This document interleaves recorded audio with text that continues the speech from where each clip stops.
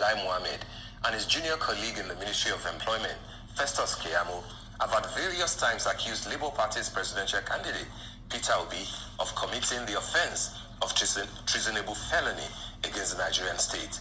Such allegations have almost become a recurring decimal since the announcement of Bola TINUBU as president-elect on March 1, 2023 by the chairman of the Independent National Electoral Commission, Mahmood Yakubu.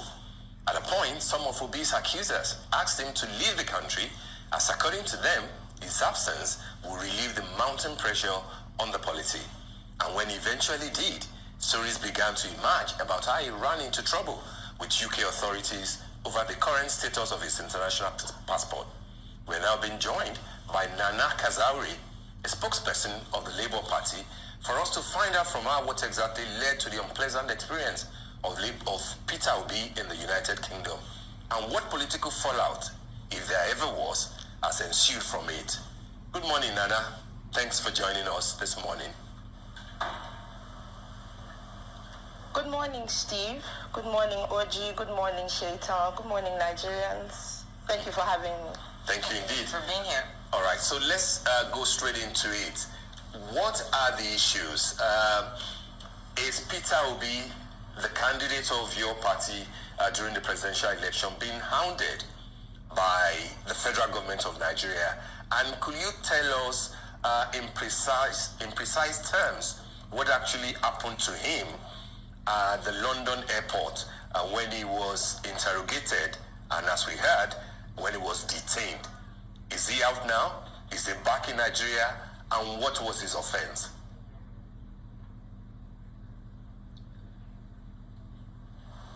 Okay, to shed any light, as far as we know, those questions, you should be asking the Nigerian government that question. They're the ones that have the answers to why his international passport, if at all, could have been cloned. They're the ones that have the information and the national identity card processing that even happened. So who has access to our database in our passport offices in the national database? Who has access, if not the Nigerian government? Because it's very strange to Nigerians to wake up in the morning and hear that His Excellency Peter Obi's identity has been cloned. So that is, for lack of a better word, that is a huge omission on our security. Who is able to breach Nigeria's security in such a manner? Those are the questions that we are asking, because, like you pointed out in your introduction, it's seemingly as if at every point in time, everything is being thrown at us, including the kitchen sink, and we're wondering why. Just because we have come on board as a force to reckon with, just because we have come on board and we have come to change the political discourse in Nigeria, just because we have come on board, we ask questions. You say we should go to court, we are in court.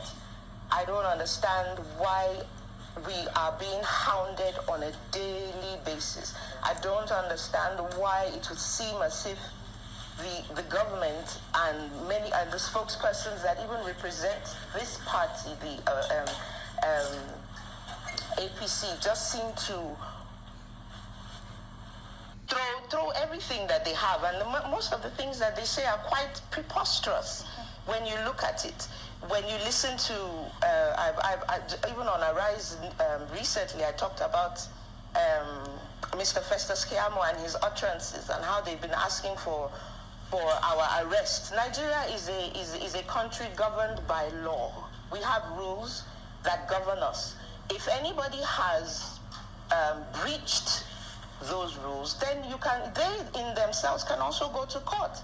Why not toe the line of restraint the same way our presidential candidate has done? Why not toe that line? Well, all right. So Peter Obi has denied rumors or even media speculations that he was issued a letter of apology by the British government in connection with his detention at Heathrow. Now, where do you think those rumors emanated from? And what is Mr. Peter Obi's stance right now as it is regards to receiving a letter of apology over the detention incident, or has he moved on from it? Secondly, there was a fake picture that was shared by members of the opposition showing the chairman of Nigerians in the diaspora, Abike Dabiri, superimposed with Peter Obi.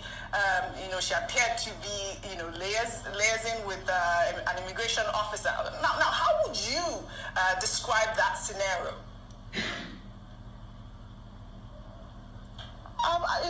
I describe it as I wonder if the APC understand how important whatever role it is that they believe they're supposed to be taking on. I don't think they've fully understood the import of what it is that they're supposed to do. You have why not celebrate your selective win, if you would like to? That's how I see it. Why not celebrate those wins? Why are you attacking? And I'm very glad that you mentioned a superimposed meme that kept going on around those photos of Abike Dabiri with Peter Obi. Why go so far to tell lies and foment trouble when there is none? Foment trouble with people who aren't making trouble with you. What we are just doing is we're asking questions and we refuse to forget. And they've done everything but show us in its entirety. They've done everything but show us sincerely that they really do want to bring in a government of national unity. Everything that they've done, the utterances of their, Mr. Ononuga very recently referred to the obedience as sons of blankety blank blank. And that was quite traumatic, because you would expect somebody in his early 60s to behave better, to do better. You see, very recently, Lai Mohammed, the Minister of Information, running to Washington to go and call for the arrest of Dr. Yusuf Baba Ahmed, for the arrest of Peter Obi. And I'm wondering, why are they always so ill-advised? Why go to... let me tell you a story. Recently, I listened to Chief Emeka Anyoku at a lecture in Lagos. And I was one thing I took away from the thing he said was that he was now being given an appointment and he had to meet with the president of the time, late President Shehu Shagari. And he said that the president said to him, I hope, I know that you have been always speaking against my government, and and he said, let him take a leaf from Winston Churchill, where he said, Mr. Churchill said, every time he was abroad, away from home, he would always, restrain himself from speaking against his home government. He would not speak against away from home. He would always, restrain himself from speaking against his home government. He would not speak against the British government in any form or fashion. But every time he came back home and he was on British soil, he would now, make up for lost time. That's how a government should be run. How do you start running to the UK, to America, to go and start asking for the arrest, and that's where you give... As the Minister of Information, I do expect such a man in such a position to sit down and talk with the Nigerian people. The time he used to get on a plane could have been used judiciously in Nigeria, on home soil, to speak to Nigerians, to say to Nigerians what it is they have to offer Nigerians as the Minister of Information, not to just go around and be you claim somebody's being insightful and you turn around and do exactly the same thing you accuse another person of. But has Mr. Peter Obi moved on from that particular incident? Do you think that he's still expecting an apology letter? Mr. Peter Obi is not somebody that holds grudges. He's been, even throughout the elections, he's been a very, very, very civil individual in speech, in action, in the ways that he does his own things. If I know Peter Obi very well, His Excellency Peter Obi, I want to believe that he has moved on from it. If there's anything to be held against, he's the sort of person that, like, he obeys the rule of law. And we always say that with a lot of pride. He's not a vindictive character in any shape or form. There's no rhyme or reason why, if the British authorities have good reason to have wanted to check his passport because somebody was cloning it or somebody had cloned it, I doubt if there'll be no reason why he won't move on from such an unfortunate incident. He's a great man. He's a good man. Well, there seems to be a lot of crisis going on right now within the Labour Party.